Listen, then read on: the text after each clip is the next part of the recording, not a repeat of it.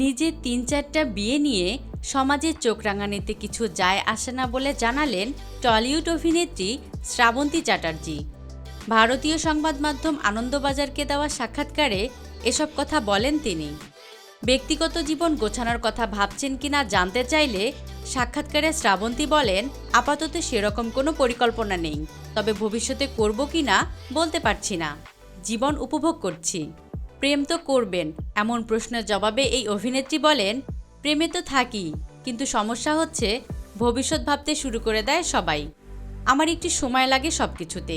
প্রত্যেকের বাঁচার অধিকার রয়েছে। সে কিসে ভালো থাকবে সেটা তার ব্যক্তিগত ব্যাপার। তা না ৩-৪টে বিয়ে, সমাজে কত চোখ রাঙানি, এতে আমার কিচ্ছু আসে যায় না। ২০০৩ সালে পরিচালক রাজীব বিশ্বাসের সঙ্গে বিয়ে হয় শ্রাবন্তীর। তাদের ছেলে ঝিনুক। ২০১৬ সালে বিচ্ছেদ হয় রাজীব শ্রাবন্তীর। এরপর ওই বছরই কৃষাণ রাজ নামের একজনকে বিয়ে করেন শ্রাবন্তী। ১ বছর পর অর্থাৎ ২০১৭ সালে তাদের বিচ্ছেদ হয়। এরপর রোশান সিং নামের একজনকে বিয়ে করেন শ্রাবন্তী। তবে গুঞ্জন উঠেছে চতুর্থ বিয়ের জন্য প্রস্তুত শ্রাবন্তী।